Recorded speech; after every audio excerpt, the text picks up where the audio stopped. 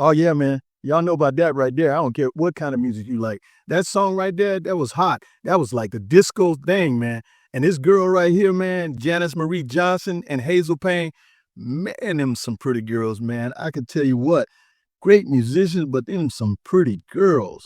Mr. Mindset, you over there gawking at the ladies, bruh? You know those are some real old pictures, right? Well, I'm just checking them out, man. The girls are pretty before I get in. Them ladies are in their 70s these days. Well, I'm just checking them out, man. This is about to tell the story, so. They're somebody's grandma, sir. Why you gotta say it like that? I like to be educated, but I'm so frustrated. Hey guys, welcome back to the Music Mindset channel. Hey, tonight we're gonna get into one of the songs that tore up the disco floors back in the day. Yeah, I love that funk music, R&B, and a little bit of rock and roll and stuff like that. But disco had its own place, man, and it was tearing itself up back in the mid and late 70s and stuff like that till it kind of ran out of gas and stuff like that. But tonight I want to talk about a song and a lady and her band. They played a song called Boogie Oogie Oogie, which has one of the most famous and iconic bass lines in any kind of music. We got a long way to go on this, so y'all hang in to the end and let's have some fun and reminisce back in the days of Get Down Boogie Oogie Oogie.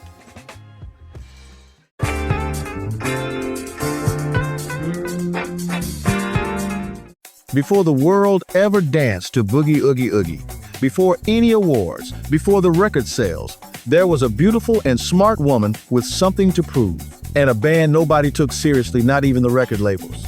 Janice-Marie Johnson, born on January 18, 1954 in LA, didn't come into the music world through the front door. She clawed her way in through the back window. Her initial love was rock music, and she credits Jimi Hendrix as a powerful inspiration for her attitude and approach to music.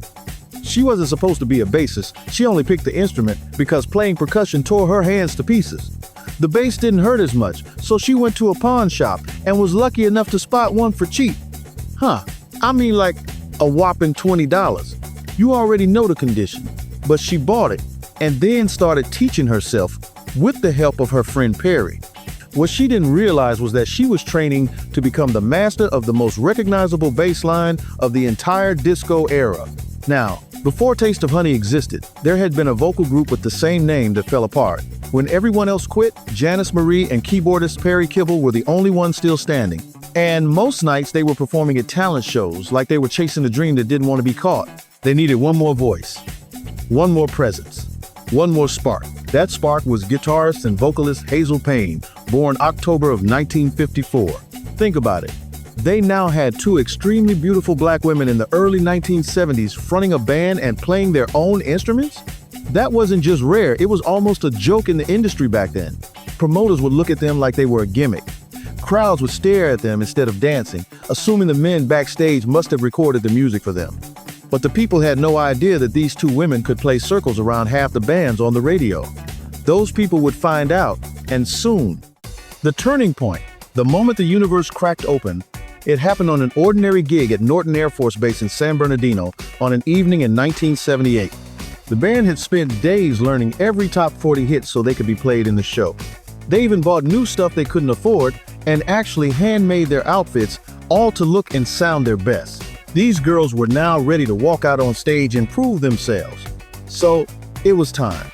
They plugged in and fired up the jam session, playing some Earth, Wind & Fire, Ohio Players, and other funky stuff.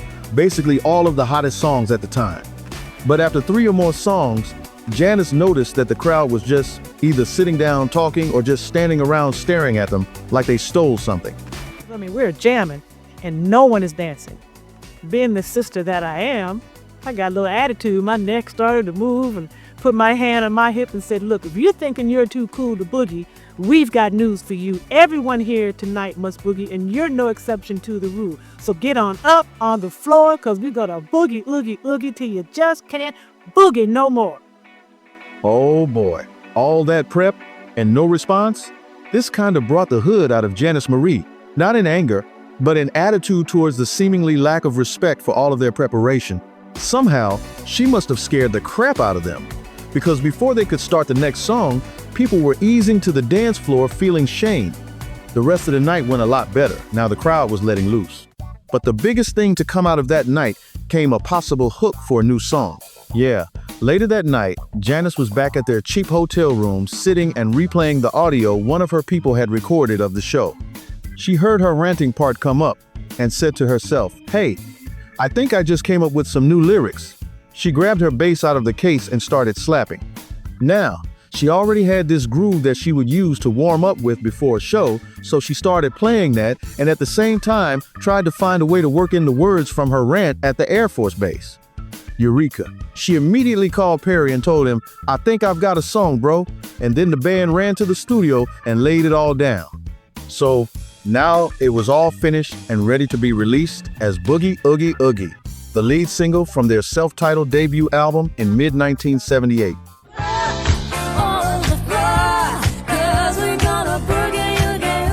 The genius of that song lies right there in her hands. Janice-Marie was one of the first female bassists to popularize the slap bass technique in disco music, giving the groove a funk-infused power that separated it from the sounds of its competitors. The groove, anchored in the key of D minor, was utterly relentless.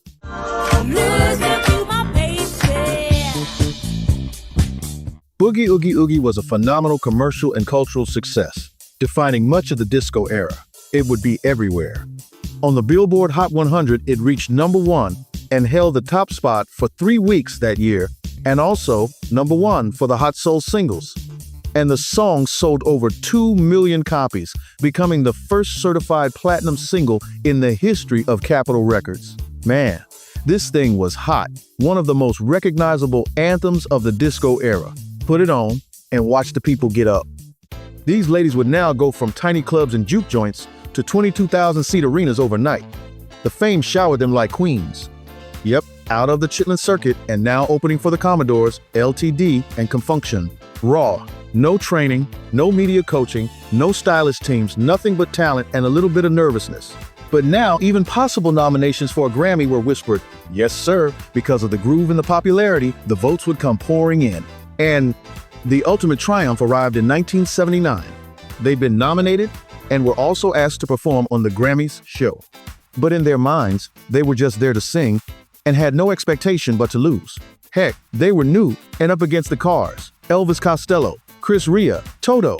So, girls, let's get ready to lose. But when John Denver stepped up and announced, "And the best new artist of the year is A Taste of Honey," Janice-Marie and her mother broke down in tears. Walking to the stage were two ladies who had been dismissed, doubted, ignored, even thought to be faker musicians. But now, standing on that stage were the genuine winners of a Grammy Award for Best New Artist that year, breaking down barriers the industry didn't even acknowledge. But success didn't come without chaos. Hey girls, you got a hit and a Grammy, so what? Internal rifts and lineup changes, record company concerns, including whether they were a one-hit wonder. Tours got wild. Oh yeah, most don't know that they had a legendary incident happen where they were kicked out of Morocco. They told them it was for poorly controlled behavior, but it was really because of the male members of the group. Let's just say that some of them had a problem keeping their hands to themselves and off the lady fans. But the band name paid part of the price. Then came the end of the disco era. But A Taste of Honey proved they weren't one-trick ponies. They showed their depth with a second act. In 1981, they released a beautiful cover of the famous 1963 Japanese song, originally performed by Q Sakamoto.